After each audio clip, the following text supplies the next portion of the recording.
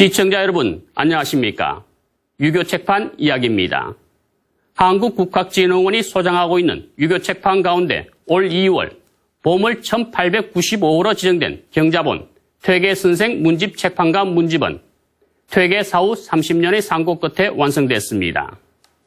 30년이란 긴 시간이 걸린 이유는 퇴계선생이 추구하고자 했던 이상향을 제대로 구현하기 위한 과정이었다는데요.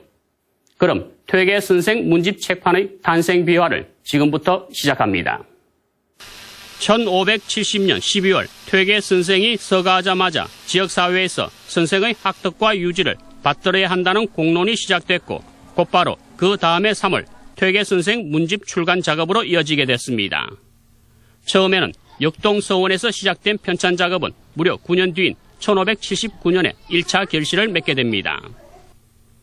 선조로부터 국가공인 출판인 교서관 인출을 명령받은 제자들은 1580년부터 월천 조목 등을 중심으로 초고본에 대한 본격적인 편찬 작업을 시작해 1586년 51책의 중초본을 완성하게 됩니다. 하지만 서해 유성룡과 학봉 김성일 등 다른 제자들이 이견을 내면서 재교정 작업에 들어갔지만 1592년 임진왜란이 발발하자 서해 학봉의 참전과 지역 제자들의 의병 활동으로 교정 작업은 중단되고 말았습니다. 제자들의 이견은 퇴계선생의 이상향을 어떻게 구현하느냐 하는 차이에서 비롯됐습니다. 서해 선생 같은 경우는 군주를 성인으로 만들어서 하는 성인 정치를 강조한 입장이었고, 월천 선생은 향촌에서 서원을 중심으로 모두가 군자되기라고 하는 그런 이상의 초점을 맞춘 경향이 있었습니다. 그렇기 때문에 이런 퇴계선생의 학문적인 넓이에 대해서 서로 제자들 간에 조율하는 과정들이 필요했기 때문에 현재 보물로 지정된 퇴계문집 경자본은 전쟁 중반에 다시 월천을 중심으로 한 제자들이 초기 중초본을 기반으로 재교정하면서 1600년 경자년에 판가까지 완성했습니다. 퇴계 사후 30년이나 걸려 완성된 퇴계문집은 이후 조선 중후기 문집 편찬의 원형이 되고 조선 기록문화의 중흥을 알리게 됩니다.